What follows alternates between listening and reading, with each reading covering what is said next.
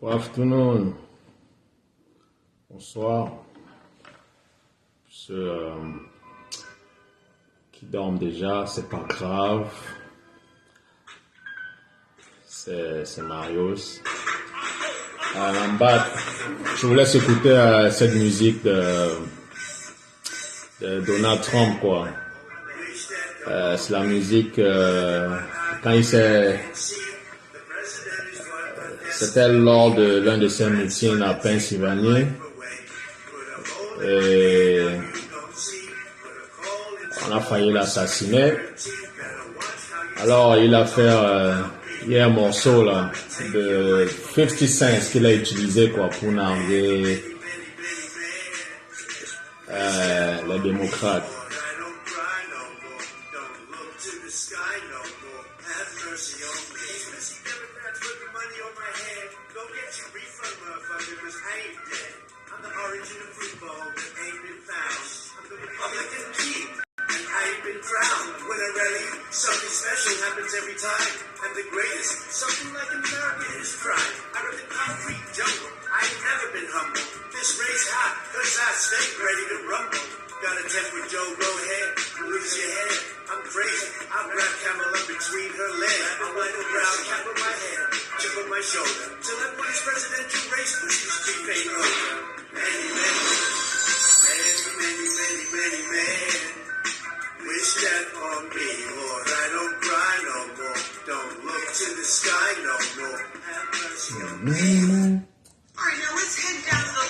Ok.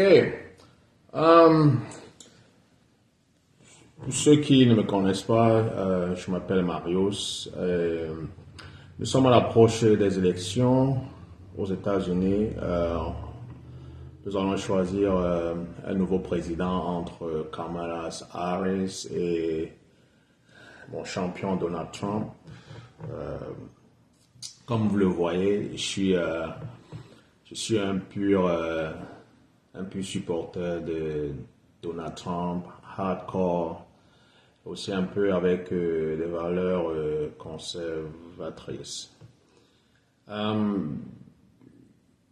Donc ça c'est l'une de mes premières vidéos. Ce sera une série de vidéos de live que je ferai par rapport à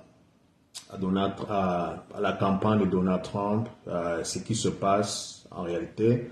Parce que, comme d'habitude, les fake news media, quand il a utilisé ce mot la première fois, les gens ont pensé qu'il exagérait, quoi.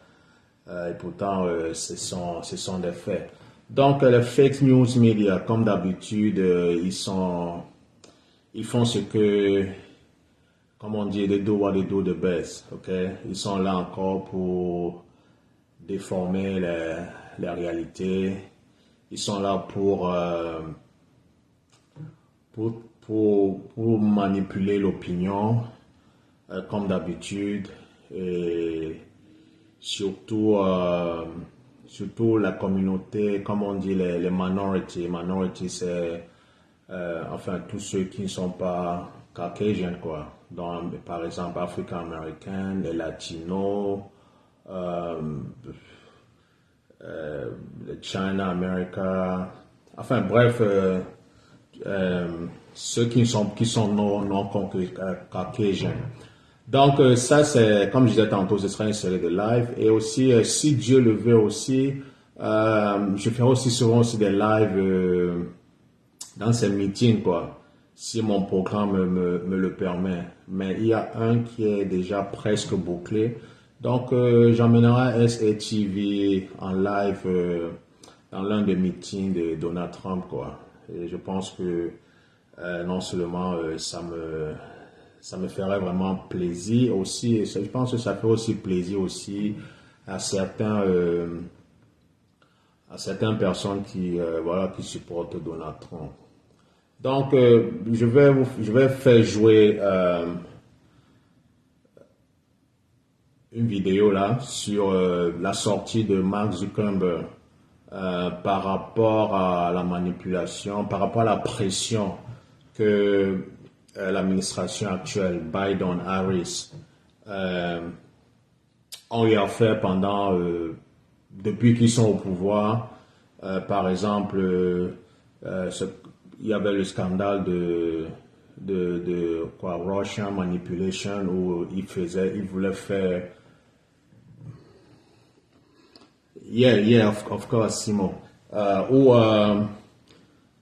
en fait, l'administration Biden mettait la pression sur Meta, sur le groupe Meta, de censurer les opinions, ou des opinions ou les vues de certaines personnes quoi, qui ne concordaient pas avec l'administration actuelle. Donc, Mark Zuckerberg a fait une sortie, si je ne me trompe pas, c'était le 24. Enfin, c'est une sortie récente. Ça s'est passé cette semaine, quoi. La semaine passée, oui, cette semaine, nous sommes quoi, samedi? Oui, on peut dire, oui, cette semaine. Oui, il a fait une sortie où il a envoyé une lettre au Congrès, au sénateur américain pour lui faire savoir, en fait, que voilà, en fait, il s'excusait et qu'il veut sortir clean dans cette histoire.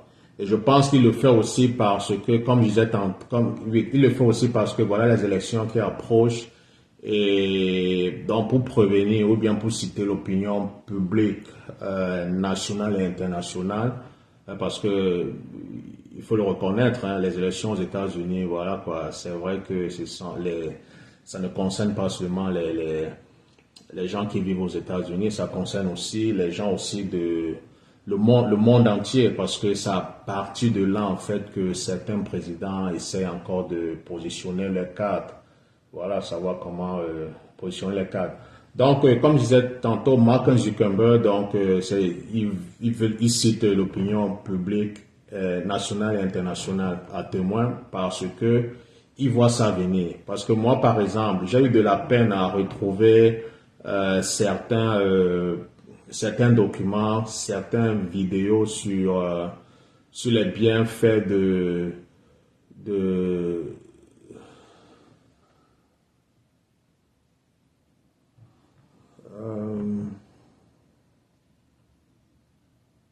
non, I mean, that's your right. That's your right, okay? En plus, tu es libre, hein? Tu es libre, mais moi, je roule pour Donald Trump. Et donc, comme je disais tantôt, parce qu'il voit ça venir, et moi, personnellement, j'ai de la peine, en fait, à trouver certaines vidéos, bien certains documents qu'il y avait auparavant et que, voilà, quoi, que les démocrates, avec leur bande, avec leurs amis dans les réseaux qui sont, je vais dire, avec les amis partisans qui sont des responsables ou bien qui travaillent dans tous ces groupes-là, que ce soit dans le groupe Meta, Twitter, etc. quoi. Même en fait, ils ont eu à descendre certaines vidéos, certains documents qui était factuel, qui allait en faveur en fait de Donald Trump.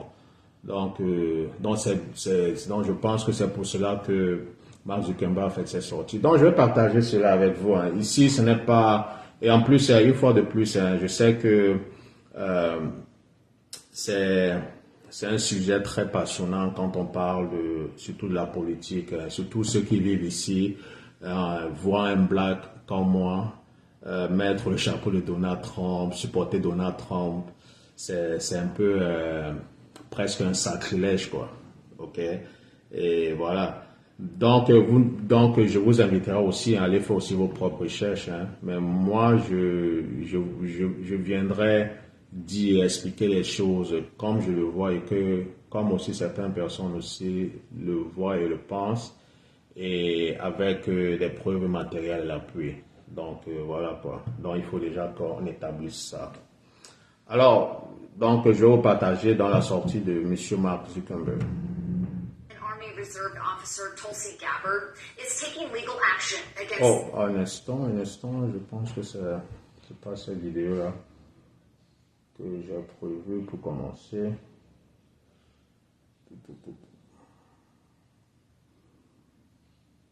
Ok, je l'ai trouvé la vidéo. And I know I'm not alone in saying that. Just look at the reaction on X. Dozens of people are labelling him a snake, a fraud. There are even calls for him to be put behind bars. Joining me in the studio is boss lady, CEO and founder of Small Business Women Australia, Amanda Rose. Lovely to speak with you. What do you make of what Mark Zuckerberg had to say? I think he's a coward.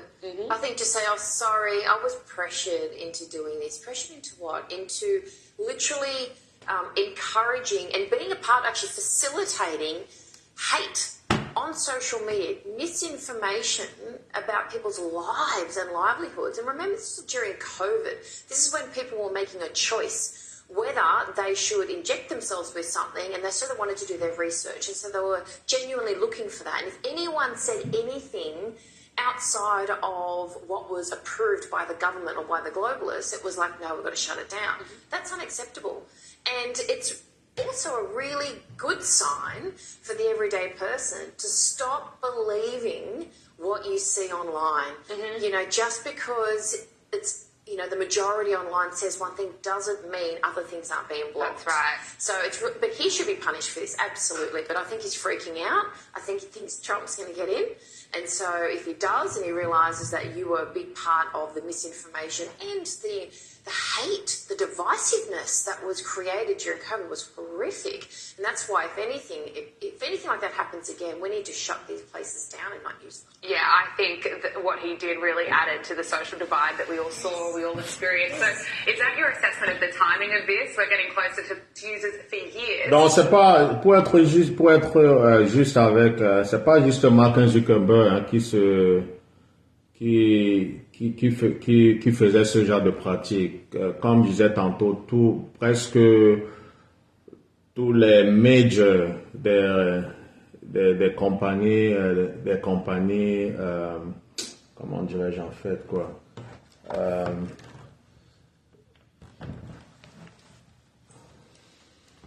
Si je peux le dire, des compagnies des réseaux sociaux, si je peux le dire ainsi, censurait tout ce qui n'était pas, qui était contre le gouvernement, Harris, Joe Biden, tout ce qui était positif en faveur de Donald Trump. Les gens censuraient et descendaient les vidéos des gens parce que pour eux, en fait, il fallait pas dire les bienfaits ou bien les actes positifs que Donald Trump a eu à poser, quoi.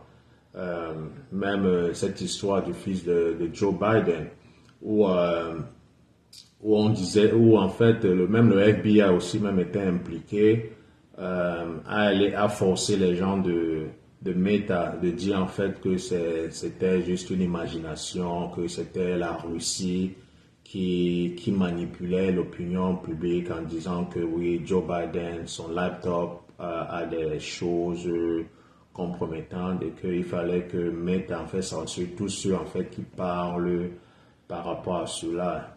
Il y a aussi par exemple aussi certains politiciens aussi comme l'ex-gouverneur de Hawaï, je pense que c'est Gabi. Attends un instant, je pense que c'est Gabi. Il y a Tulsi Gabi qui a été aussi blacklisté aussi sur Meta. Donc plein de choses comme ça là. Et comme a dit la dame, Mark Zuckerberg, parce que faut pas qu'on se mente, hein. Donald Trump va pas favori et que voilà, Kamala Harris vraiment elle n'est pas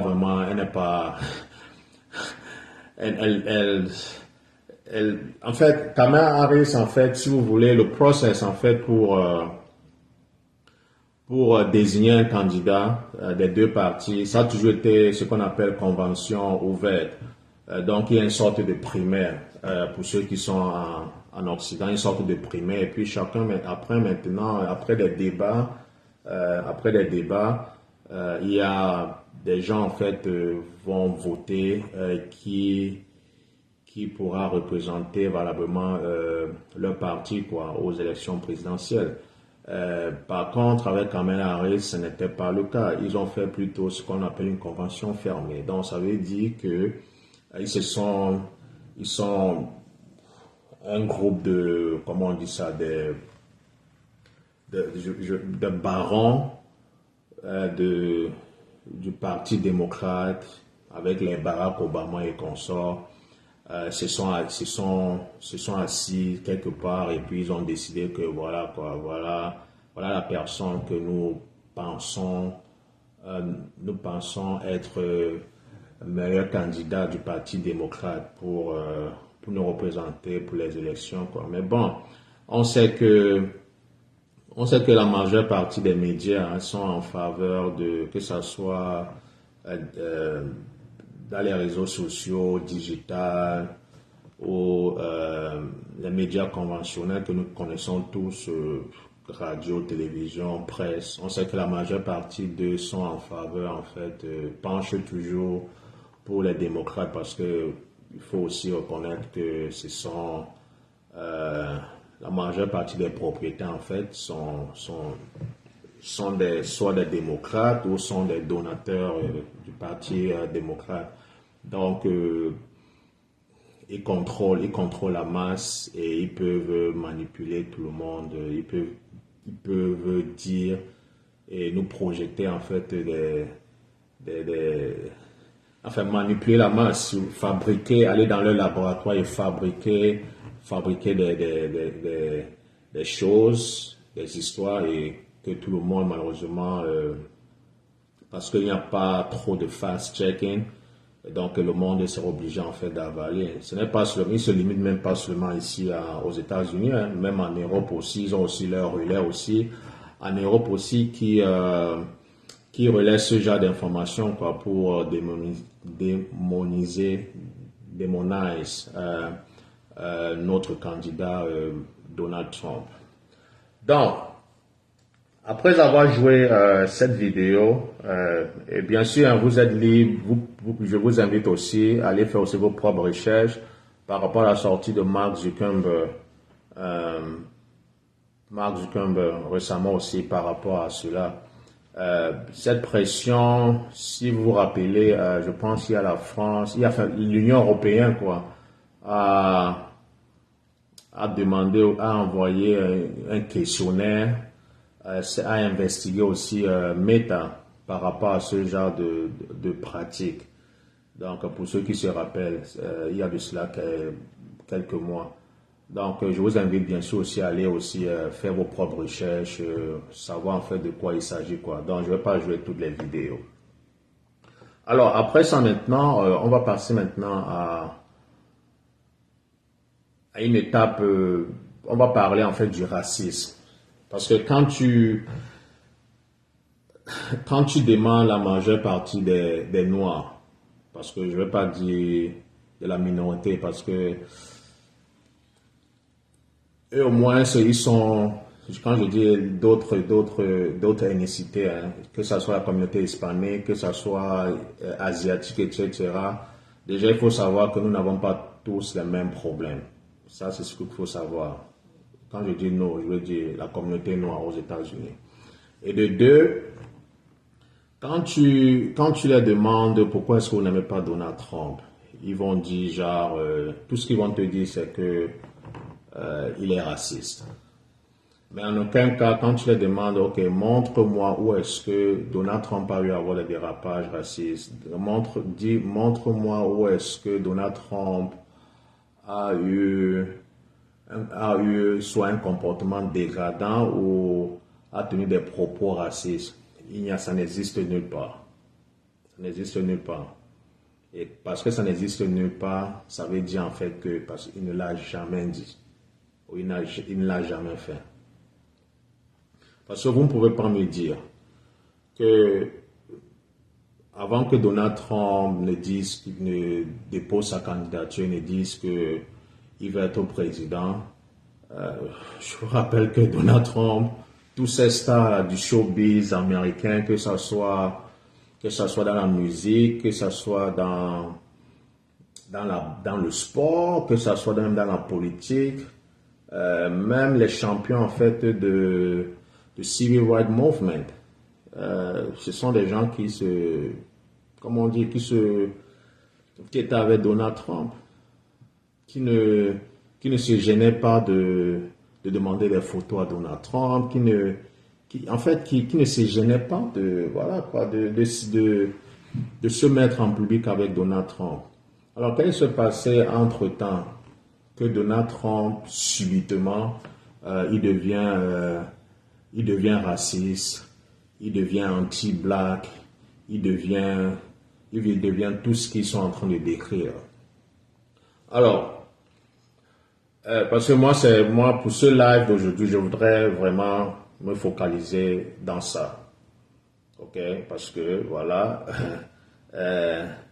quand tu demandes à un noir, il te dit que non, il n'aime pas Donald Trump parce que Donald Trump est raciste. Et pourtant, moi, je m'en fous, même s'il est raciste. Moi, personnellement, le plus important, c'est que si tu fais le job, ok? Si tu fais le job, le reste, je m'en fous que tu m'aimes pas, c'est pas vraiment ça le problème, quoi. Du moment où tu fais le job, donc tu es censé faire. Et j'ai remarqué une chose, c'est que nous, les Noirs, c'est comme si nous sommes toujours à la quête de l'amour. Nous sommes toujours à la quête de quelqu'un qui doit toujours nous valider c'est comme si notre existence dépend d'une autre personne.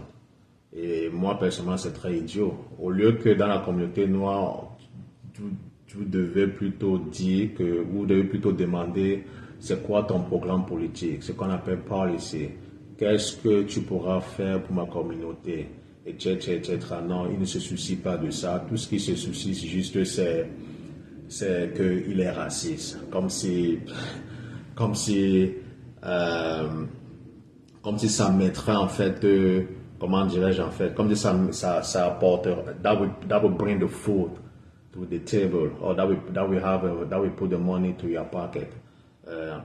C'est un peu ce que je veux dire, quoi. Donc il y a ça. Je trouve que en fait c'est un alibi idiot. Voilà. Donc je vais donc vous faire voir et vous faire écouter aussi. Hein. Il y a tellement de séries Donc pour cette première vidéo, je voudrais juste qu'on se focalise sur le fait que ces gens disent que Donald Trump est raciste. Et à travers cette vidéo, donc, je vais vous jouer, c'est les photos que je vais vous montrer. Vous verrez que, et en plus, une fois de plus, hein, c'était difficile pour moi, en fait, de retrouver ces vidéos, bien de trouver ces preuves matérielles, là, parce que, Meta, tous ces gens qui sont dans le monde, tous les propriétaires, quoi, des sites, ont vraiment censuré, descendu plusieurs articles, vidéos, quoi, sur Donald Trump, surtout dans le passé, quoi. Surtout concernant, en fait, ses activités dans la communauté black. Et on va commencer d'abord par vous montrer, commencer à vous montrer la photo avec Rosa Parks. Rosa Parks, pour ceux qui connaissent, le boycott du bus. Je vous ferai aussi Al Sharpton. Pendant qu'on y est, voilà ça. Donc, quand vous regardez ici, Donald Trump est assis. Vous avez Jesse Jackson, le révérend Jesse Jackson. Pour ceux qui ne connaissent pas le révérend Jesse Jackson. Jesse Jackson, c'était l'un des protégés de Martin Luther King.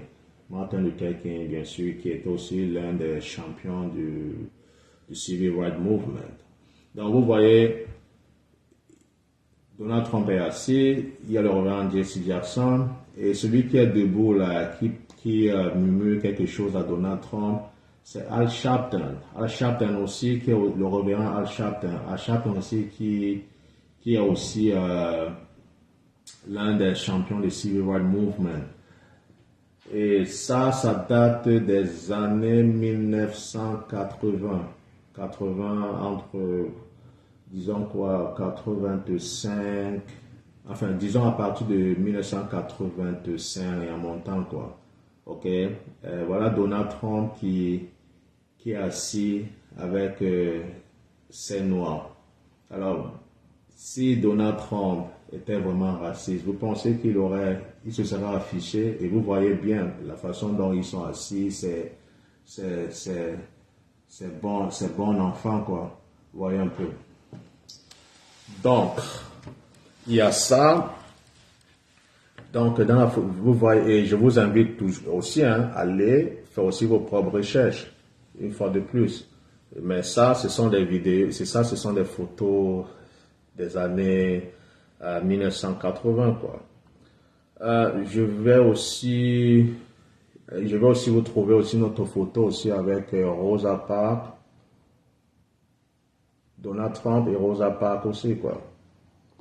Parce que c'est trop facile de coller une étiquette sur quelqu'un quand on n'arrive pas à le prouver. Je suis d'accord qu'on peut avoir, des divergences de vues, mais quand même. Voilà, le monsieur dont vous voyez là, c'est qui? C'est Al Sharpton. Al Sharpton avec Donald Trump aussi.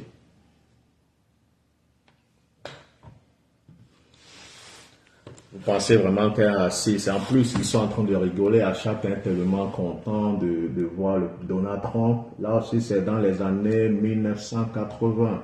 Vous pensez vraiment qu'un raciste s'afficherait comme cela avec un black?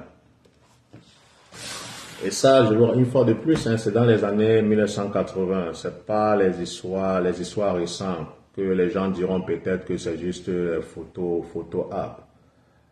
Il y a plusieurs photos avec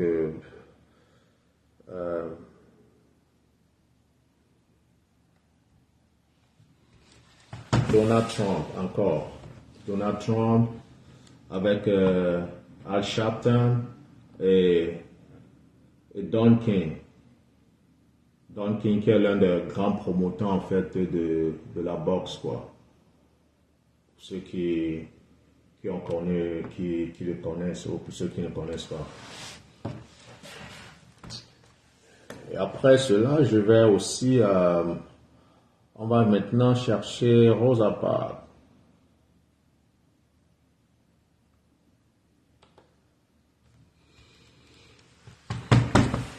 Donald Trump et Rosa Parks. Ça, c'était lors de, je pense que c'était quand Bill Clinton était président.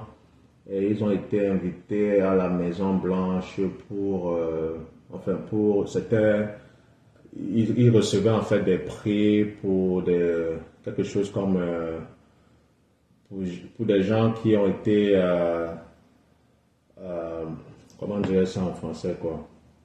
Pour des personnes qui ont rendu des services, qui se préoccupent en fait de la communauté. Et enfin, des champions, les gens se sont battus pour la justice, quoi. Ok? Donc, vous voyez Donald Trump, Rosa Parks, et je pense que c'est Mohamed Ali derrière. Mohamed Ali aussi, qui était aussi un grand champion de la boxe, que vous voyez aussi, qui est derrière là. Et la dame, j'ai oublié son nom, mais je pense que ça m'aurait. Non, ils étaient invités c'était à l'époque quand Ronald Reagan était président. Je m'excuse, c'était pas Bill Clinton. Donc, il y a plein de photos, il y a plein de preuves matérielles qui montrent comment est-ce que Donald Trump a toujours été proche de la communauté black. Donald Trump, le révérend Jesse Jackson et Mohamed Ali aussi.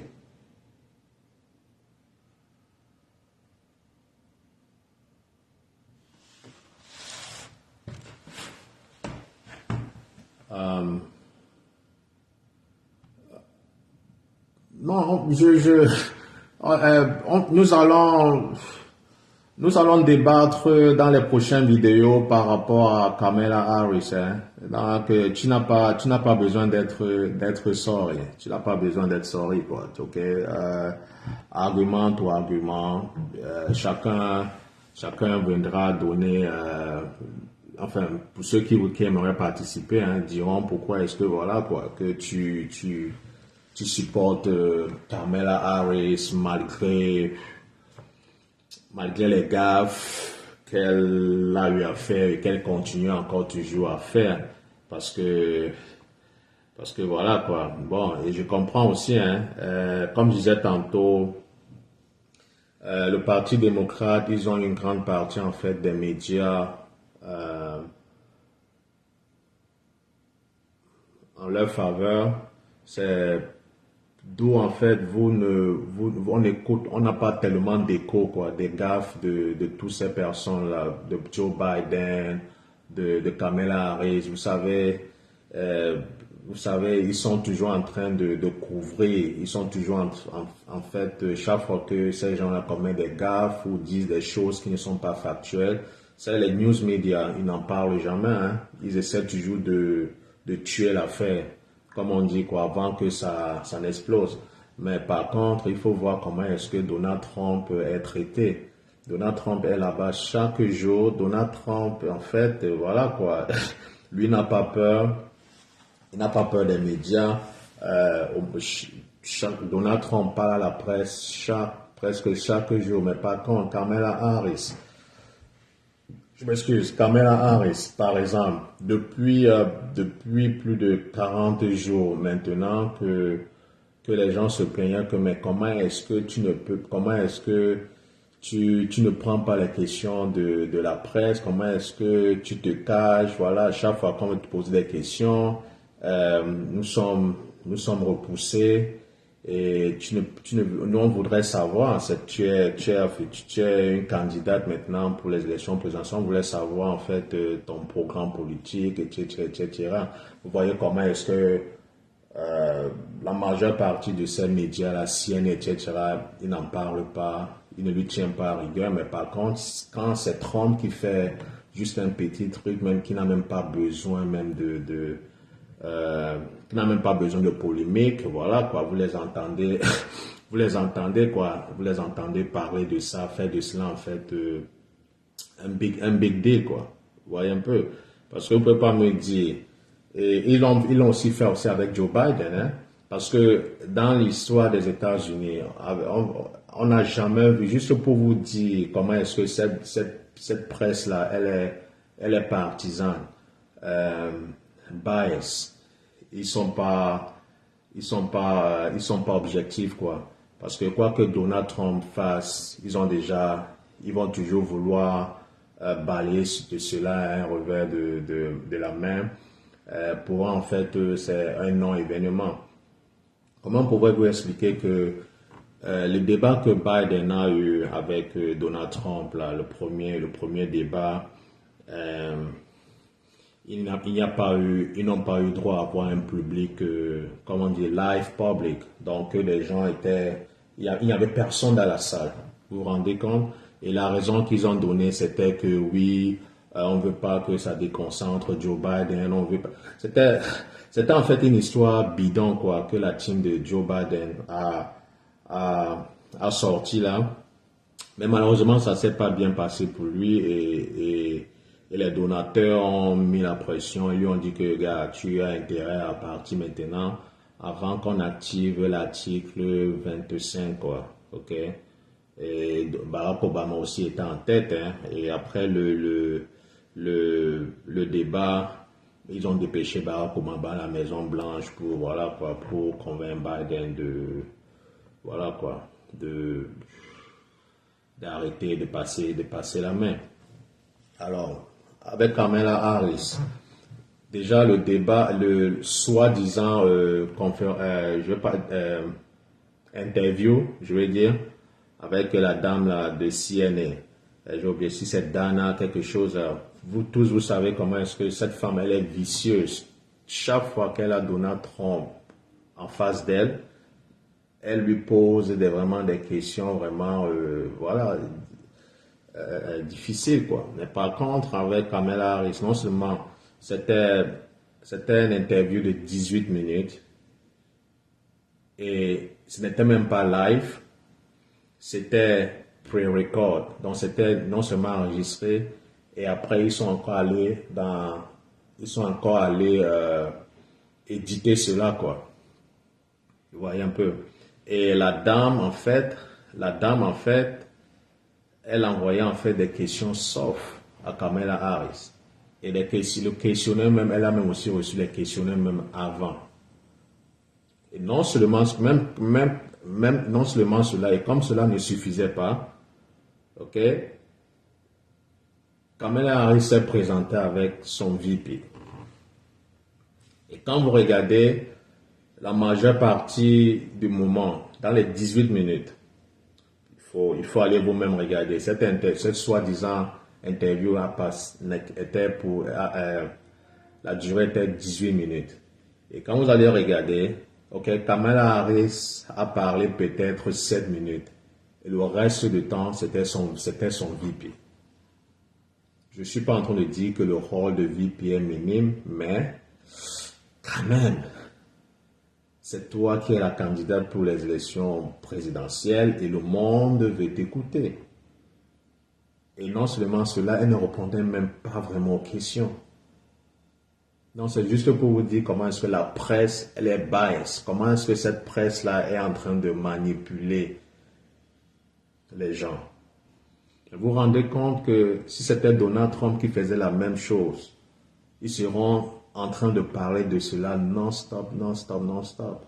Une fois de plus, ok, ne prenez pas ma parole pour l'évangile, vous-même, vous pouvez aller vérifier encore. Vous pouvez aller vérifier. C'est tout. Alors, dites-moi donc, est-ce que c'est juste? Vous avez vu comment est-ce que Donald Trump, et en plus, il y a aussi un autre truc aussi qui s'est passé. Ils étaient invités à une interview par l'association des journalistes l'association noire américaine les avait invités. L'association des journalistes noirs américains avait invité Kamala Harris et Donald Trump de participer, de venir, et que voilà quoi.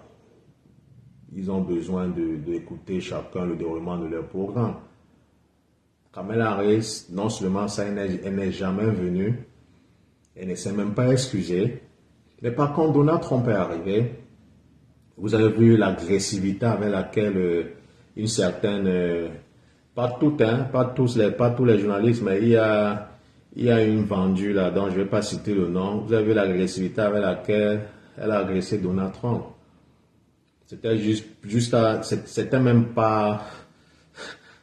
pas du journalisme là-bas. Je suis pas un journaliste, je suis pas un professionnel de journalisme, mais ça saute à l'œil en fait que cette dame, elle était en mission, elle voulait sortir Trump de son caractère. Vous avez vu comment est-ce que Trump l'a répondu calmement, mais à la Trump quoi, comme il sait bien le faire.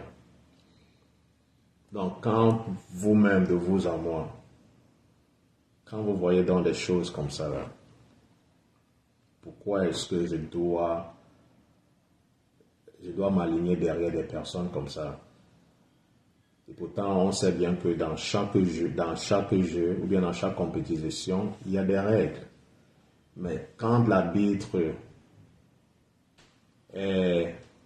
complote avec l'un des participants, il y a problème. Et tout le monde voit cela. Tout le monde voit cela, mais les gens, je sais pas, ne veulent pas accepter le fait que ces démocrates, ce sont des fausses personnes. Ils s'en foutent du peuple. Ces démocrates sont juste là pour le pouvoir. Pour leur pouvoir, c'est tout. Et nous allons parler dans mes prochaines vidéos où j'aurai à démontrer cela. Ils s'en foutent en fait. C'est eux qui disent qu'ils sont le parti le parti du peuple, quoi. Non. Depuis ces derniers temps, ce que les démocrates démontrent en fait, ce n'est pas ça. Au contraire, c'est si vous voyez la manifeste, comment est-ce que ces gens en fait utilisent le pouvoir qu'ils ont pour faire plein de bêtises. Plein de bêtises. Tu poses la question à Kamala Harris, ok, la première, c'est quoi ton programme le premier jour? elle mange la bouche, elle n'est pas elle ne sait même pas, elle ne sait même pas ce que, elle ne sait même pas ce que serait son programme. Quelque chose juste de basique, quelque chose qu'elle est censée connaître. Mais par contre, tu demandes à Donald Trump, c'est quoi ton programme? C'est quoi les grandes lignes de ton programme? C'est la prospérité. C'est la prospérité. Prospérité. Ah oui, check. C'est quoi? C'est sécuriser les frontières, contrôler le flux de l'immigration. Et en plus, en parlant de l'immigration, Donald Trump n'a jamais été contre l'immigration. Mais c'est la façon dont vous entrez. Et nous allons aussi parler de cela. Et oui, je pense déjà par la prospérité, ce qui est l'économie, l'immigration et le crime et la sécurité. C'est ça, c'est les plus grandes lignes de Donald Trump et c'est simple, tout le monde sait.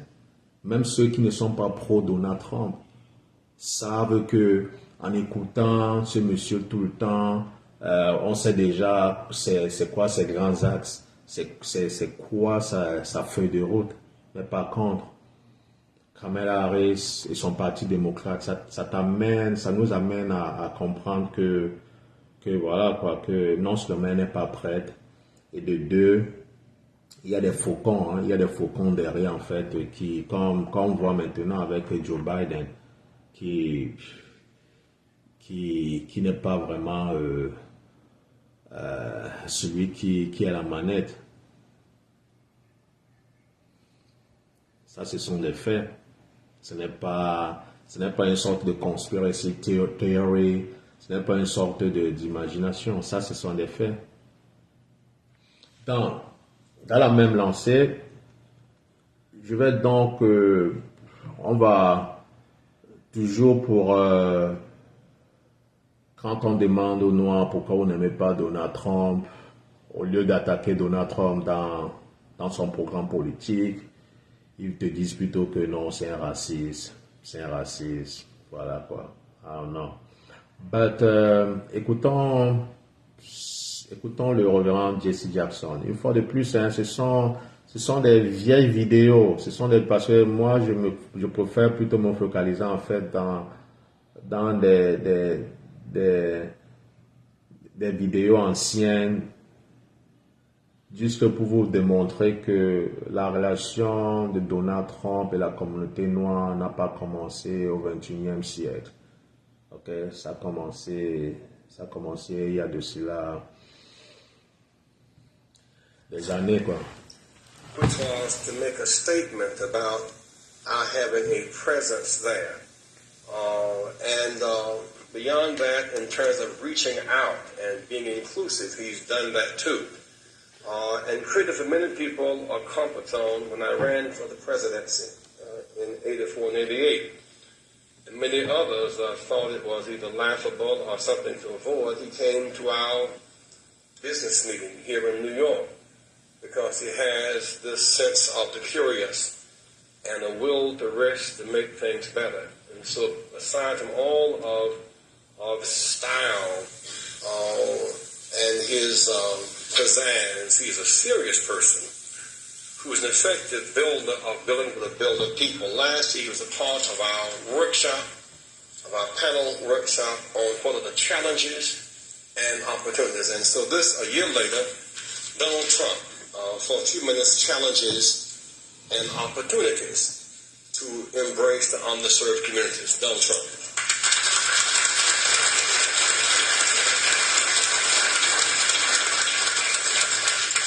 Well, it is an honor to be here, and I was with Jesse last year, and we had a lot of fun, and it was a little different. Jesse started off by saying, most of the wealth in this country is in the hands of a few. And I thought to myself, is that a bad thing?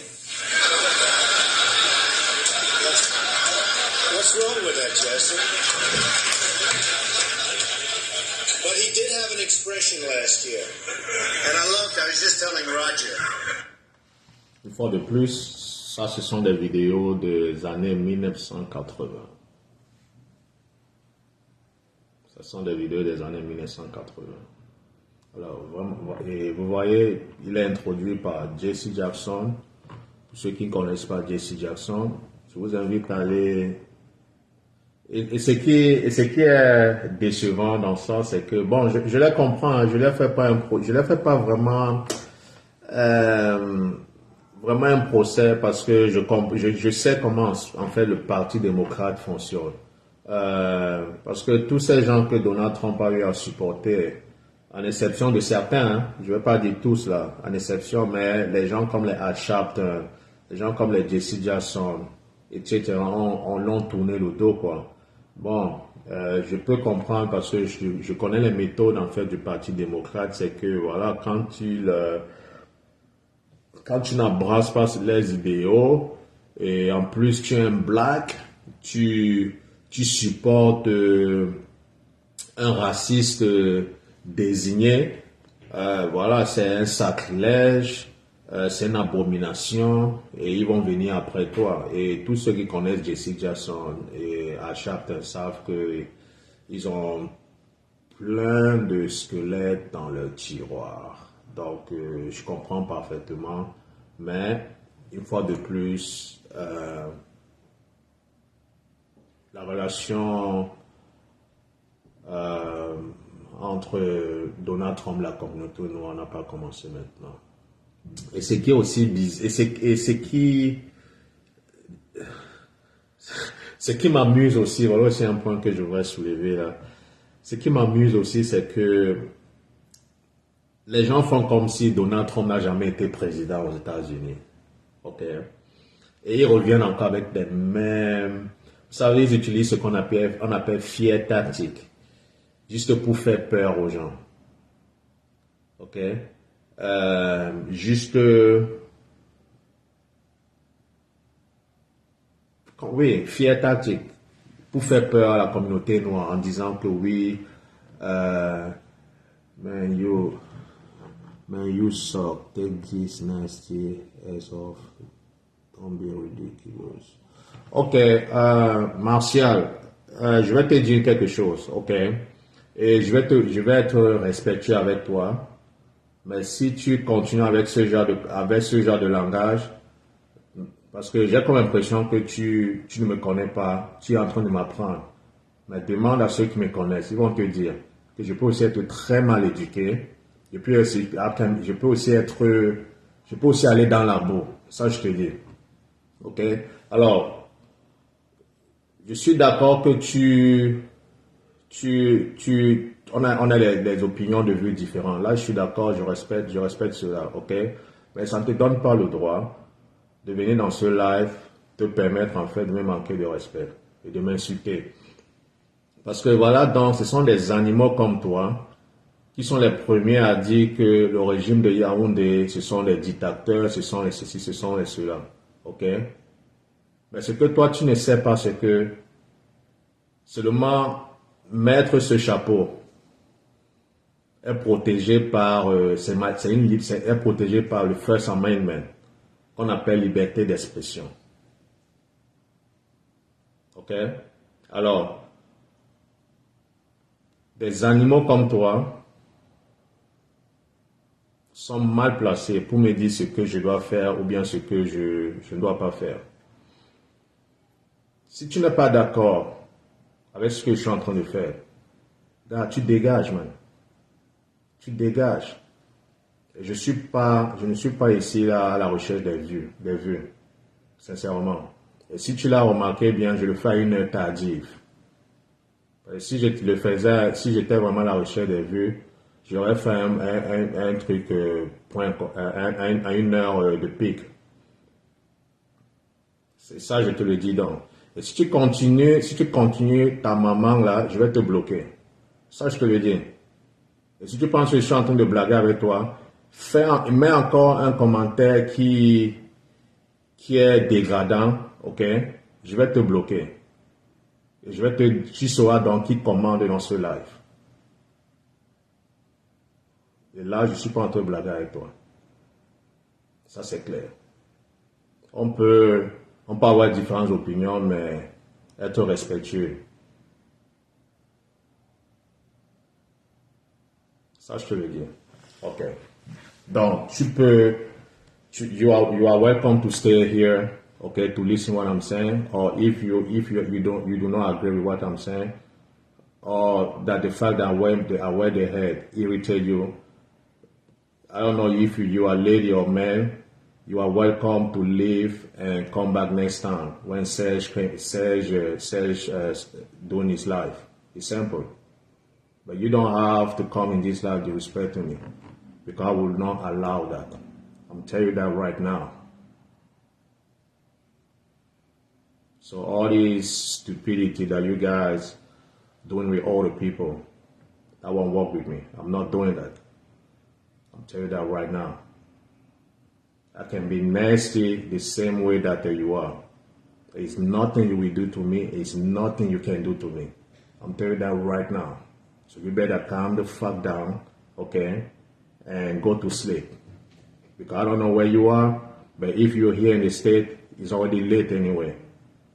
So you can fuck off and then come the next time.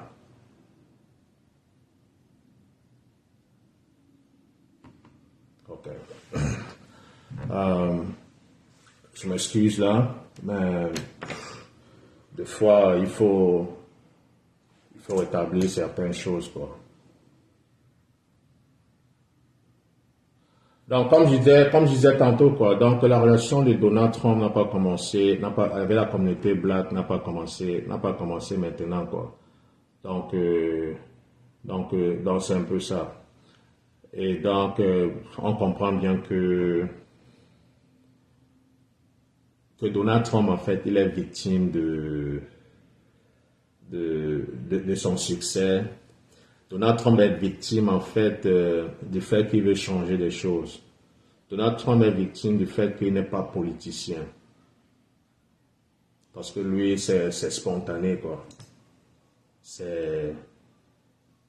Voilà, quoi. Il utilise ce qu'on appelle le common sense. Parce que j'ai comme l'impression que certaines personnes pensent que quand tu as un certain poste, surtout comme président, les gens veulent souvent mystifier certaines choses. Ils veulent mystifier en fait ce poste de présidence. Et pourtant, des fois, il y a des choses qui sont basées, qui sont simples. Parce que tu es au service du peuple.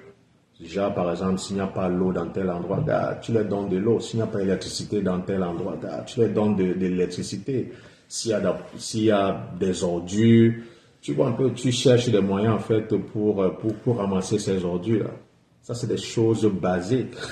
Tu n'as pas besoin d'avoir un PhD, tout ça, quoi. Je pense que Donald Trump est le type de ces personnes-là. Et il n'appartient pas au club, comme on le dit, quoi. Il est un outsider, et c'est pour cela que, voilà, quoi, que le monde attaque son caractère. Il revêt des dossiers qui n'ont même pas besoin d'être. Ils disent plein de choses, quoi. Plein de choses. Donc, il y a cette vidéo-là que je vous ai jouée par rapport à cela.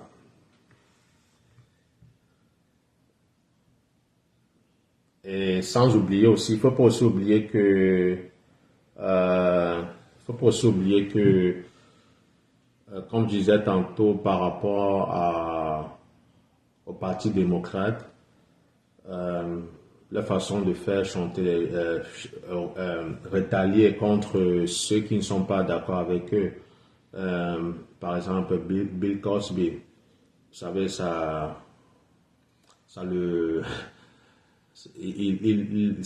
coûte cher maintenant. Ça le coûte cher parce que Bill Cosby aussi a été très vocal aussi par rapport à la façon dont le Parti démocrate traite la communauté noire. Parce que pour eux, en fait, ils pensent que c'est un acquis dont ils n'ont pas besoin de fournir trop d'efforts. Parce que quand vous regardez les Blacks, voilà quoi, ils sont toujours les derniers à être servis quoi. Même dans cette administration de Biden, vous verrez comment est-ce que la communauté hispanique est chuchotante en ce moment. Et d'autres communautés, par contre la communauté noire, voilà quoi. C'est circuler, il n'y a rien, on ne vous doit rien du tout, circuler, voilà, de toutes les façons, nous allons toujours utiliser cette tactique-là de vous faire peur. Et comme je disais tantôt, avant que cet animal-là me distrait, comme je disais tantôt, ces gens, ils oublient en fait que Donald Trump a été président avant, quoi. Et ils répètent encore les mêmes mensonges. Ils reproduisent encore les mêmes manipulations. Ils ont dit la même chose que Donald Trump va déporter les immigrés. Ils ont dit Donald Trump ce serait des années noires pour la communauté noire. Je m'excuse la tautologie. Ja, par exemple, il va tous nous mettre en prison, il va nous maltraiter, patati patati patata. Il va faire des choses atroces, mais rien de cela ne s'est produit. Et dans l'histoire de déportation des États-Unis,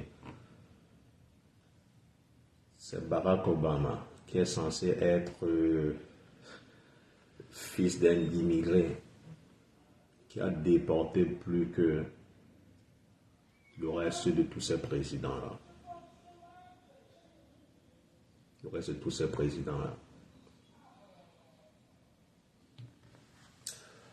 Donc, et vous pouvez bien sûr aller vérifier.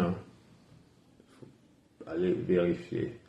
Comme je parle par exemple, comment est-ce que le Parti démocrate règle les comptes avec ceux qui ne sont pas d'accord avec eux. Par exemple, Tulsi Gabbard, qui est qui est le rang de colonel dans l'armée américaine, qui était même aussi l'ex-gouverneur de Hawaï. Et en plus même, elle a endossé, comment dirais-je, elle a endossé Donald Trump aussi récemment. Biden administration for reportedly putting her on a terrorist watch list. My own government, my president, my commander-in-chief is targeting me as a potential domestic terrorist. The closest word that comes to mind is a complete sense of betrayal. Gabbard said she learned of being on the Quiet Skies watch list, a TSA program monitoring elevated risks to aviation security, from two TSA whistleblowers following an appearance on Fox News. In an interview with Laura Ingraham, Gabbard criticized U.S. intervention in Ukraine, calling it a proxy war. Afterwards, she said she began to be more subject to more frequent and tedious searches. The whistleblowers reportedly acknowledge Gabbard is being trailed by agents, but the reason is still unclear. Of course, there's no explanation given, which is why we are taking legal recourse. Gabbard believes her criticism of the Biden administration may be the reason. Obviously, I've been very outspoken about the dangers of the Biden-Harris administration to our democracy and to our freedom and to our national security. And this is what happens as a result. The revelations have also sparked outrage among Hawaii lawmakers. The state. Donc, pour ceux qui se rappellent de cette dame aussi, elle était candidate pour les élections présidentielles où elle a challengé la Kamala Harris. Donc, en fait, c'est une démocrate. Une démocrate, justement, comme elle le dit là, c'est parce qu'elle n'est pas d'accord avec... elle expose, en fait, la politique de l'administration Biden-Harris. Elle n'est pas d'accord avec certaines choses. Et voilà, quoi, ils ont décidé pour la punir, ils ont décidé de la mettre dans ce qu'on appelle Terror Watch List. Ça veut dire, en fait, que voilà, quoi, que... elle est dans la liste des terroristes, quoi. Ça veut que tous ces mouvements, en fait,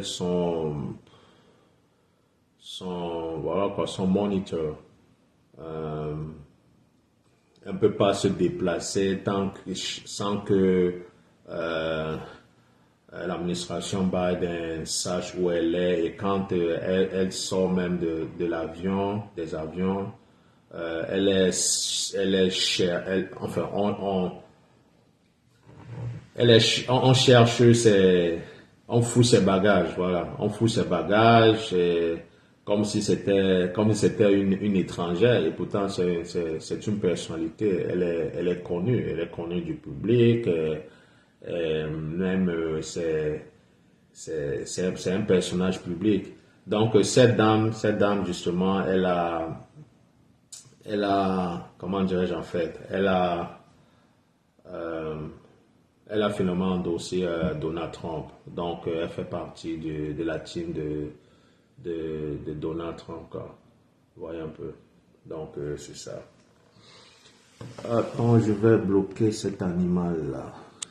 Comme il continue toujours, je vais d'abord te mettre au mute, ok? Comme ça, tu vas souffrir de me regarder. Je ne vais pas te bloquer, ok? Là, tu vas me temps m'écouter.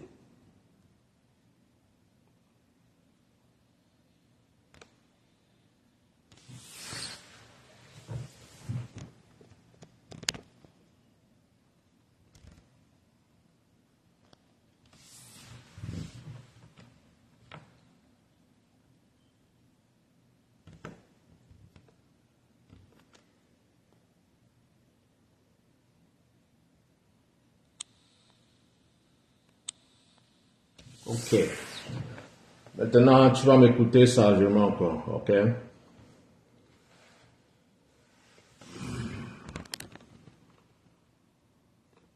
Ok. Je vais pas te bloquer, mais tu vas m'écouter, tu vas souffrir de m'écouter sagement, voilà. Parce que tu veux pas te comporter comme un adulte, voilà quoi. Donc je vais te traiter comme un ado. Et c'est moi qui commande en ce moment. Ouais.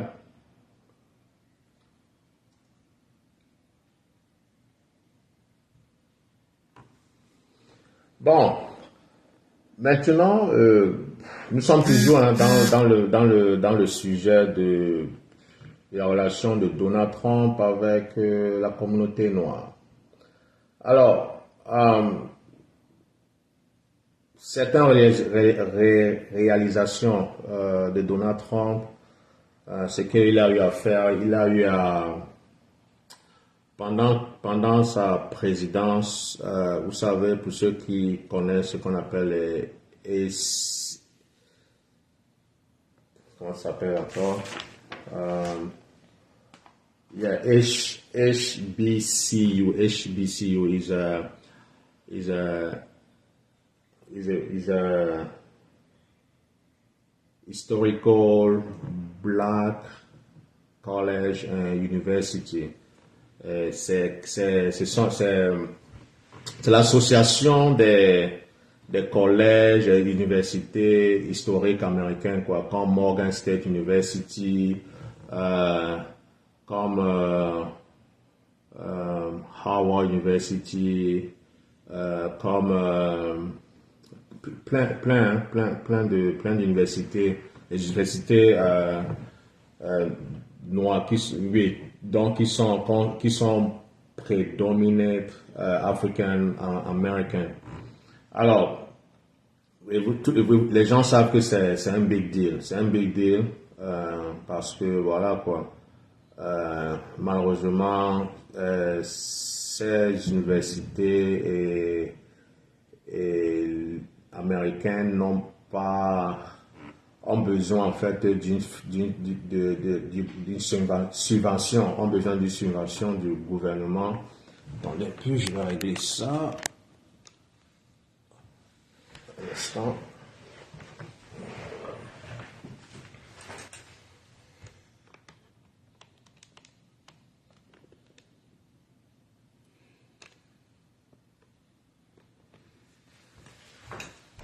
je m'excuse, la scène, voilà.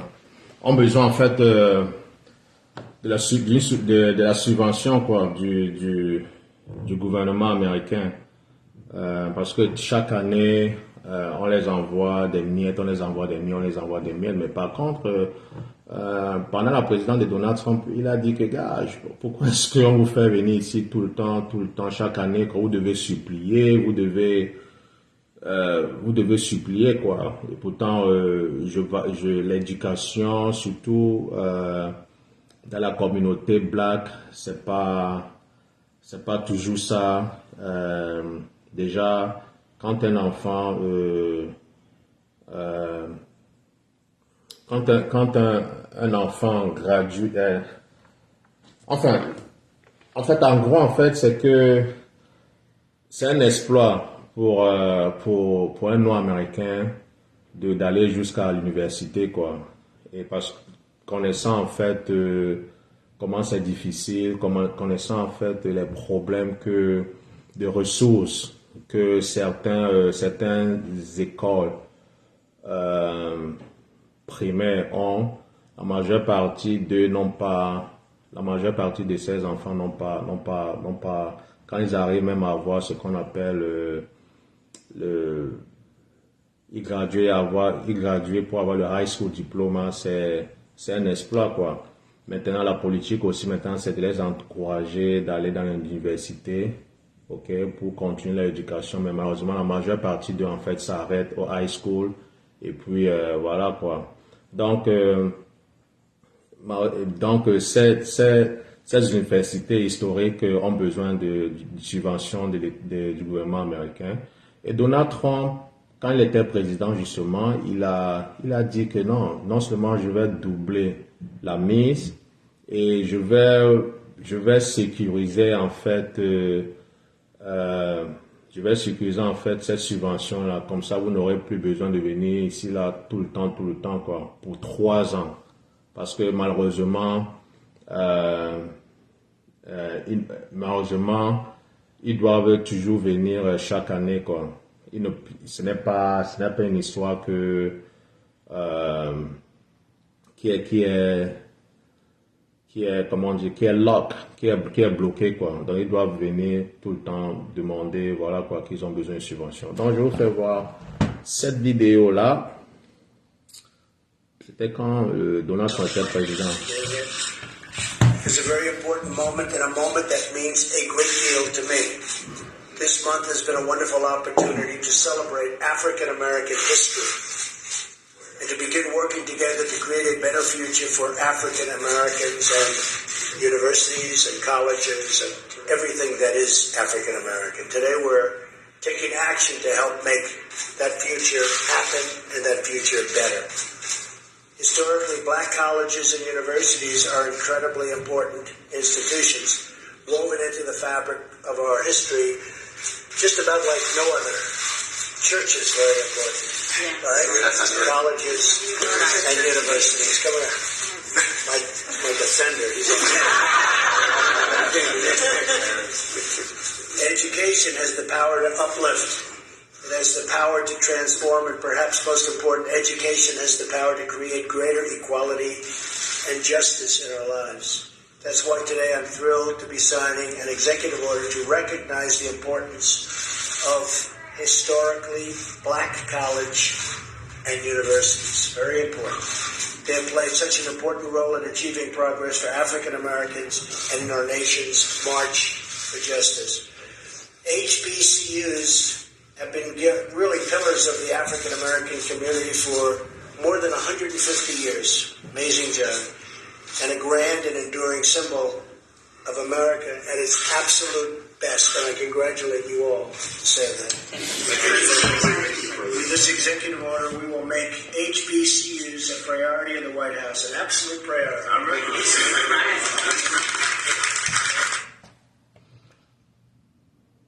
Je pense pas quelqu'un qui est raciste, hein.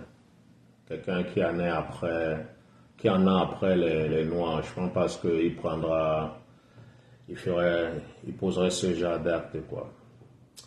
Après maintenant, on va aller aussi sur ce qui se rappelle de prison reform que malheureusement, Obama, qui est noir, qu'il avait promis lors de ces deux termes de campagne, que oui, il fera la prison réforme. Malheureusement, il est parti, il a fait ses 8 ans, après il est parti, il n'a jamais tenu à sa parole, quoi. Prison réforme, en fait, c'est First Step Act. Ce sont pour ceux, en fait, vous savez, ce qui aussi détruit aussi la communauté noire, c'était aussi la consommation, en fait,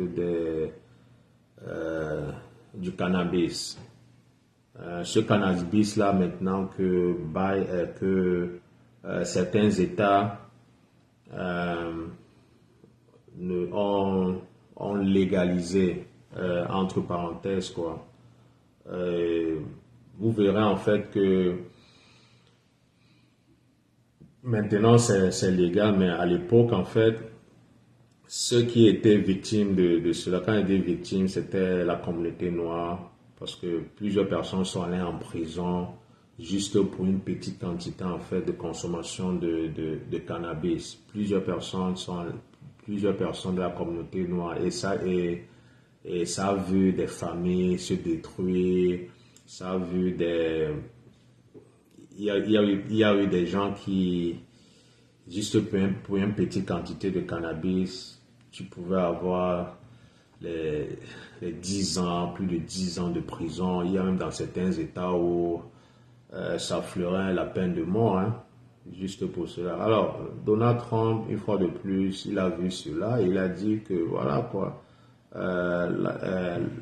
la communauté la plus impactée, parce que ce n'est un secret de polichinelle. Quand vous regardez même les chiffres, vous verrez en fait que la plus grande majorité en fait de ceux qui sont incarcérés, c'est des Noirs, c'est les gens de la communauté noire. Maintenant, on peut débattre aussi, hein, des crimes qu'ils ont commis, mais la grande majorité, en fait, c'est la consommation, en fait, du cannabis, quoi.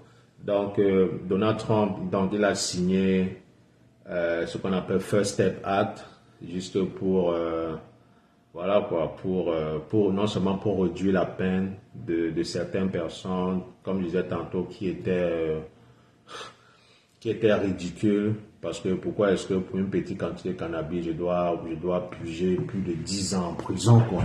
Donc non seulement Donald Trump, il a réduit cela, et aussi bon, ceux qui ne méritaient plus d'être là-bas, quoi. Avec cette policy-là, voilà quoi, il a libéré plusieurs d'entre eux avant de partir, quoi. Donc je vais aussi vous faire voir, je vais vous faire écouter cela.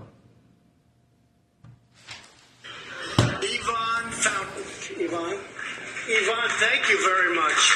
Thank you very much, Yvonne. Oh, she wants to come up? Come up, Yvonne. She wants to come up. Come on, Yvonne.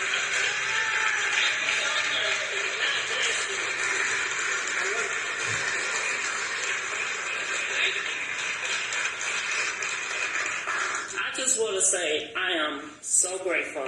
First, I want to thank God, because God got me through a lot in prison. Yes, I went to prison. I did my time. I was good the whole time. I worked. I stayed out of trouble. I programmed. I did what I needed to do. When y'all passed this, I could have fell through the floor, because I had been waiting for years and years for them to pass that mandatory minimum. That's a hard thing. But I'm grateful. I thank everybody who put their hands in it, all the hard work.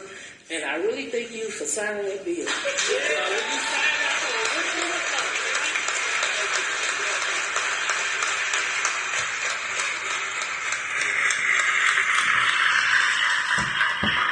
April Johnson. Donc quelqu'un qui est raciste, je pense qu'il ferait plutôt le contraire de ce que Donald Trump est en train de faire. Au contraire. au lieu de libérer ces gens-là, ils seraient plutôt encore en train de quadrupler même la population incarcérale des États-Unis. Des Noirs, bien sûr. Et je vais aussi vous faire... Il y a plein de témoignages comme ça, hein, plein de témoignages comme ça, des gens qui étaient en prison pour des choses minimes qui sont sortis, et voilà quoi, et qui ils apprécient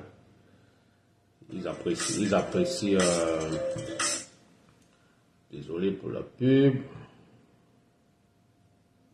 ils apprécient cet acte. Behind bars are free thanks to the help of the First Step Act. President Trump signed the legislation into law last December. The act increases the number of good conduct time credits an inmate can earn per year. It also built on the Fair Sentencing Act of 2010 signed by former President Obama, which reduced penalties for crack cocaine offenses.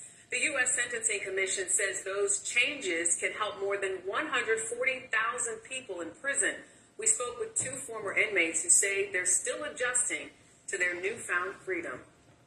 Before President Trump signed the First Step Act into law, did you expect to spend the rest of your life behind bars? I did, but I didn't because I never gave up fighting. 48-year-old Brian Johnson says it feels good to be back in his old neighborhood in Baltimore. Nearly 20 years ago, Johnson was convicted of money laundering and drug distribution. He was sentenced to life in federal prison. But when President Trump signed off on the First Step Act last December, it meant Johnson and thousands of others were eligible for an earlier release or a reduced sentence. On July 9th, Johnson took his first step out of prison. Who did you first lay eyes on when you got out of prison? The first person that I seen was my oldest daughter. How old is she? 31. You've missed most of her upbringing. 20 years up. So when she pulled out, it was like an unbelievable feeling until I could hug her. He says he makes about $500 per week working full-time for a delivery company. From prison life to this life, I think the assumption is, oh, you're free, you must be so excited, it must be so great. It's great, but what comes with the greatness is reality. Now you're back out here because when you're incarcerated, basically everything is free. Food is free, sleeping is free. In the free world, as they say, you got to pay for everything. Has that been the biggest challenge for you? Actually, no. Technology has been the biggest challenge for me. Right now, I have a phone, but I couldn't tell you how to work everything on the phone. Even harder than that, finding out he has a son. Since I've been home, I found out I have a son. That's 26 years. Yep.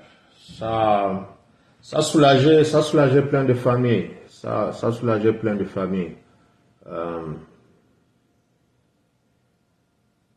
Donc, vous pouvez pas être de mauvaise foi et dire que cet homme il est raciste quoi. Vous pouvez pas. C'est trop facile de détester quelqu'un. C'est trop facile d'accuser, de coller une étiquette à quelqu'un quoi. Je vous challenge. Dites-moi, mais par contre je peux vous montrer. Par rapport à Donald Trump, par rapport à Biden, des propos racistes que ce monsieur a eu à tenir. Je peux vous le montrer. Donc,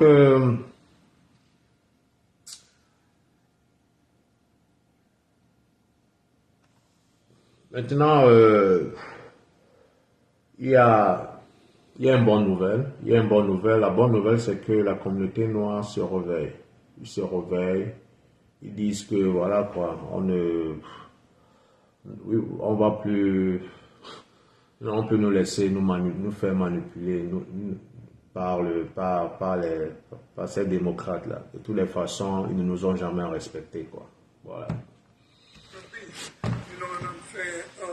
To me, black represents something that's dead. Now, if she says she's a woman of color, then I can go for that. But something black, that's dead. Go in the dictionary. That represents death. But she can be what she want to be, but I'm just not believing in her, you know, because I know she ain't for people of color.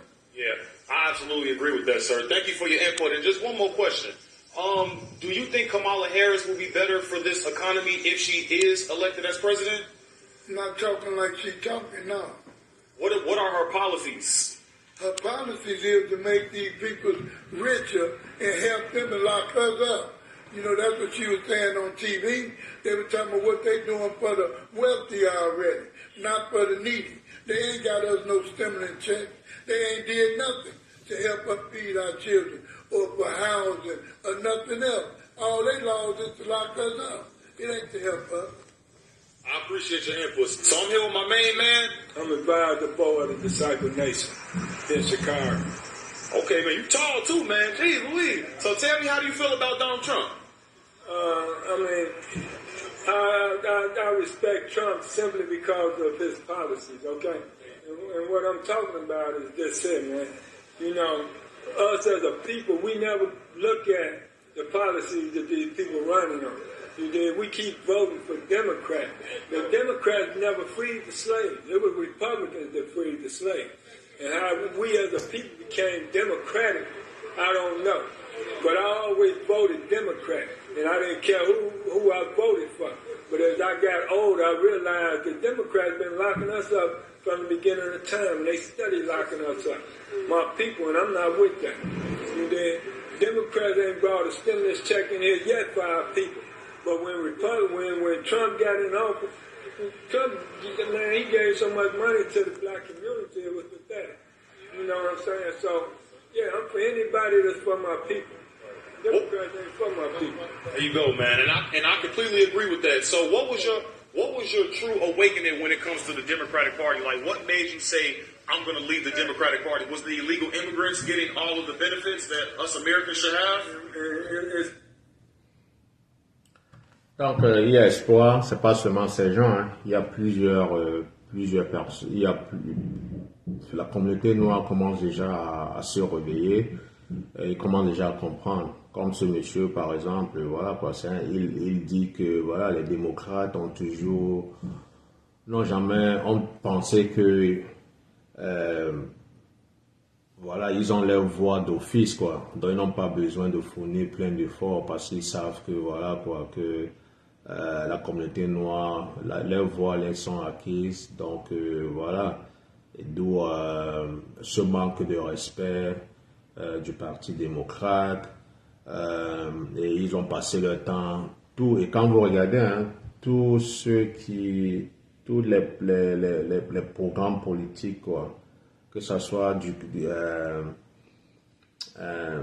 dans le crime, que ce soit dans l'économie, que ce soit dans la criminalité, je veux dire, que ce soit dans l'économie, etc., en fait, qui ont été implémentés par le Parti démocrate, n'a jamais favorisé, en fait, la communauté noire.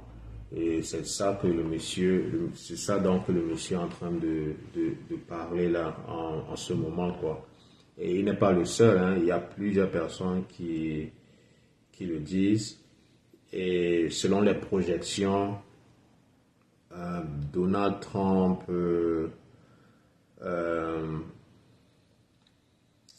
pas favori pour ces élections. Et c'est ce qui est tout à fait normal, hein. Mais bon, il ne faut pas dormir sur nos lauriers parce que il faut être resté vigilant. Parce que ces gens-là, ils sont capables de répéter ce qui s'est passé la dernière fois avec Joe Biden.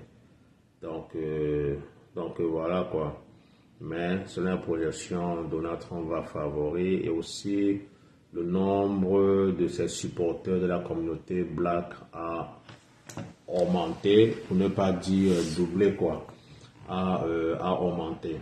Donc ce qui est un indice que les gens commencent déjà à prendre conscience des enjeux et ce qui arrive, quoi. Voilà. Et je voudrais soulever un dernier point avant de partir, toujours dans ce qu'on appelle racisme, quoi. Dans le topic sujet le racisme, parce que des gens, il y a une polémique qui est sortie là récemment en disant que Donald Trump a dit que Kamala Harris n'est pas black, n'est pas noir. Il faut que les choses soient claires.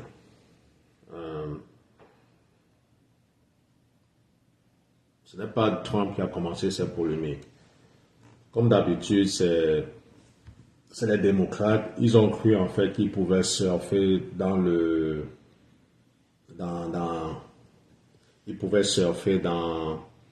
cet agenda-là. Comme je vous ai dit tantôt, les démocrates, pour eux, en fait, eux, ils aiment faire ce qu'on appelle identity politique. Ce qui veut dire que oui, et c'est ce qu'ils ont toujours, ils sont toujours en train de vouloir offrir aux Noirs. Hein, ce qui veut dire que oui, je suis un Noir comme toi et je me présente dans tel ou tel poste, quoi. Donc, ce qui veut dire que voilà, tu dois me voter d'office, quoi. Que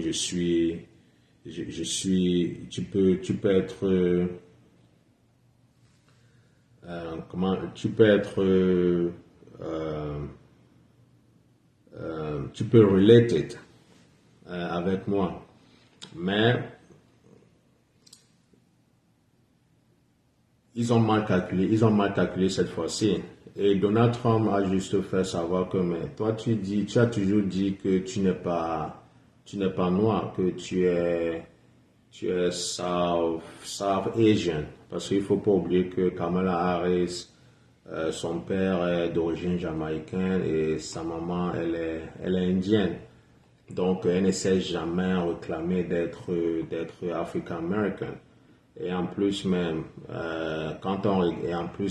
de par ses origines, elle n'est pas descendante d'esclaves. Parce que ce n'est pas parce que moi j'ai vu aux États-Unis que je vais dire que comme je suis noir aux États-Unis, je suis descendant d'esclaves. Non, je ne suis pas descendant d'esclaves. Je suis désolé de par mes origines. Non, je suis sorti directement d'Afrique. Et pareil aussi avec Kamala Harris. Ses parents, son père est jamaïcain, sa mère indienne. Elle n'est pas descendante d'esclaves. Donc, ces noirs ont raison et ont le droit de questionner en fait de questionner le fait qu'elle veut utiliser l'identité politique pour surfer dessus. Donc, et en plus même de cela, il ne faut pas oublier aussi que Kamala Harris, elle a passé une grande partie de son éducation au Canada, où elle a fréquenté, etc. Donc, elle ne peut pas venir maintenant dire que elle est maintenant africaine-américaine, bien que techniquement, elle est catégorisée dans la catégorie des Africains-Américains comme moi, en fait, comme tous les Noirs quoi, qui vivent ici aux États-Unis. Donc, Donald Trump a juste relevé cela. Et en plus, même, ce n'est même pas que c'est vraiment, c'est un sujet à susciter juste un débat. Mais Donald Trump a juste a tué en fait comment dirais-je en fait, a tué ces rhétoriques là qu'elle voulait déjà utiliser en disant qu'elle est black quoi. Parce que malheureusement, il y a certains noirs qui votent, qui ont voté Obama parce qu'Obama était noir, ils s'en foutaient de son programme politique. Et la même chose aussi avec Kamala Harris, quoi, c'est la même chose. Et pourtant, on ne doit pas juste se limiter à cela, quoi, parce que ça ne veut rien dire.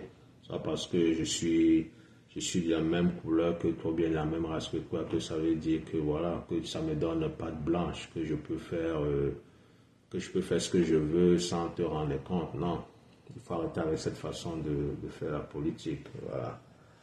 Donc, je vais terminer avec ce que je voudrais vous faire voir là. Ça parle en fait, c'est par rapport à l'immigration. Pour ceux qui pensent que c'est le jeu, il y a des familles qui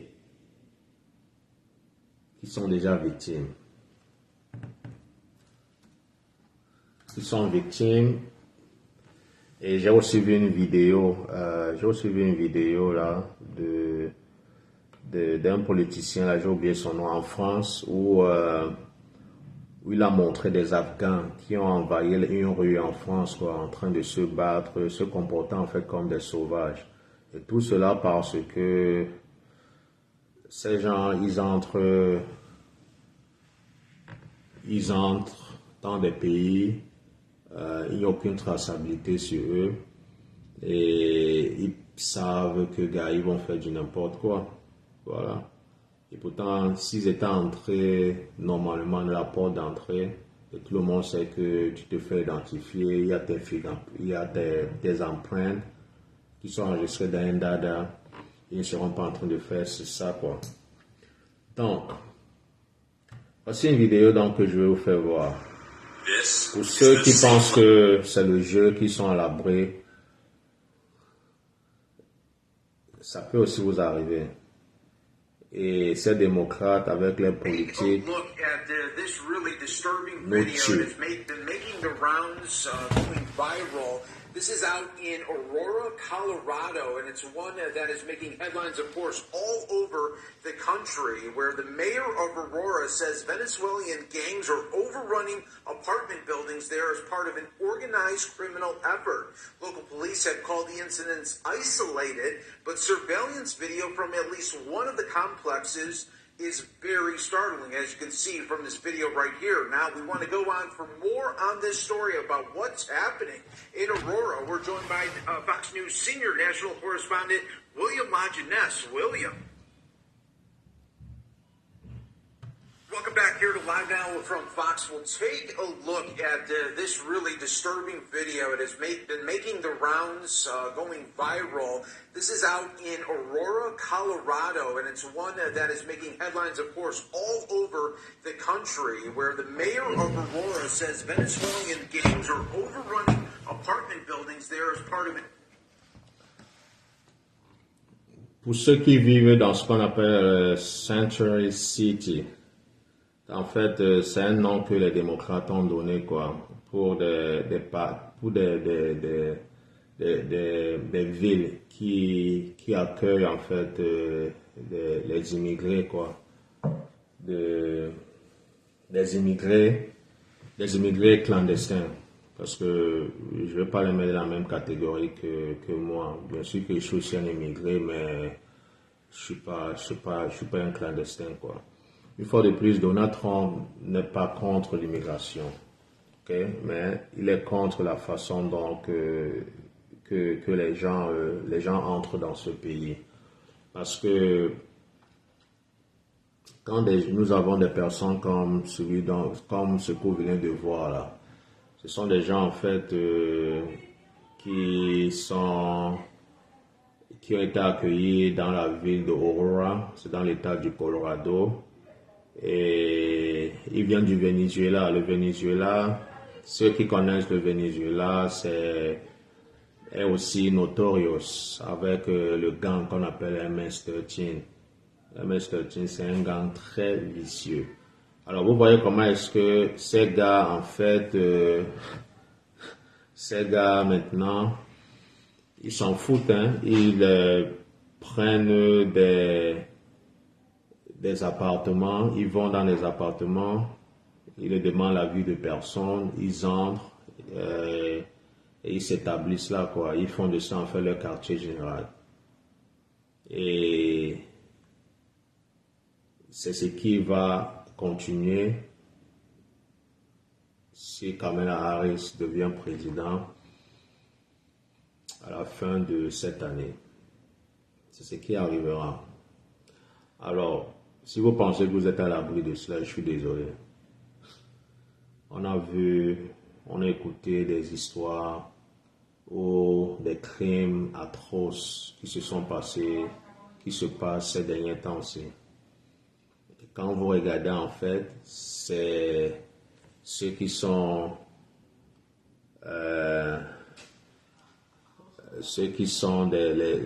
commettent ces crimes atroces. Ce sont des gens qui ne méritent pas et qui n'avaient pas le droit d'être ici, là.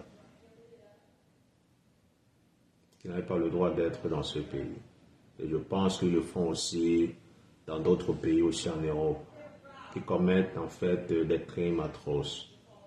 Mais par contre, si ces gens étaient entrés normalement et qu'ils avaient une traçabilité, ils ne se seraient pas livrés en fait à ce genre d'activité. Donc, ceci conclut mon live d'aujourd'hui. Je n'avais pas prévu je n'avais pas prévu que ce live soit si long, mais bon, je me suis quand même débrouillé en fait à le faire 1 heure quelque chose. Donc, pour ceux qui continuent toujours à penser que Donald Trump est raciste, après certaines de ces évidences dont je vous ai montré, ces preuves matérielles que je vous ai montrées, si vous continuez toujours à croire aux histoires des fake news media, ça vous regarde. Moi, personnellement, je ne cherche à convaincre personne, quoi. Je viens juste aussi apporter ma part, mon apport. Dire que selon mes recherches et selon ce que je sais, je pense que l'homme de la situation, c'est Donald Trump. Et tout le monde nous regarde parce que Donald Trump, pour ceux qui savent, il a passé près de 4 ans. Le monde était en paix. Il n'y avait de guerre nulle part. Nulle part. Il a fallu que les démocrates prennent le pouvoir et commencent à créer le désordre un peu partout. Et ça a des ramifications, ça a des conséquences, mondiales. Les prix des denrées, les prix des premières nécessités ont augmenté. Et voilà quoi. Parce que voilà, les affaires n'aiment pas le bruit. Donc on espère aussi que Donald Trump, parce qu'il a déjà dit, hein, dès qu'il arrive là et tout, voilà quoi, qu'il va essayer de rétablir aussi l'ordre, la paix quoi, un peu partout. Vous avez vu aussi avec ce que le Hamas a fait récemment avec Israël. Pourtant, quand Trump était là, ça ne pouvait pas se passer ainsi. Parce que c'est... It's about business. It's about business. Donc, merci pour ceux qui sont passés, qui sont restés avec moi jusqu'à la fin. Et aussi ceux qui sont passés en caïman et tout. C'était le premier live sur les élections présidentielles et qu'on peut bien le constater, hein, je suis Donald Trump jusqu'à la victoire finale. Donc, quand votez votre intérêt, votez vos intérêts. Ne votez pas parce que telle personne est de la même race que vous, ou bien que cette personne est du même sexe que vous. Non. Votez vos intérêts. Du moment où vous votez vos intérêts, même s'il arrive quoi, vous saurez en fait que oui, cette personne, c'est moi qui ai voté cette personne pour telle ou telle chose. C'est tout. Et moi, je trouve ça absurde, quoi, que jusqu'à présent, Kamala Harris n'a pas encore déroulé son programme politique. Et qu'il y a des gens, en fait, qui sont là, qui vouchent pour elle, quoi. Mais par contre, Trump, il est prêt de toutes les façons. Donc, c'était ça, et voilà, quoi. Et à bientôt pour le prochain live sur les élections présidentielles.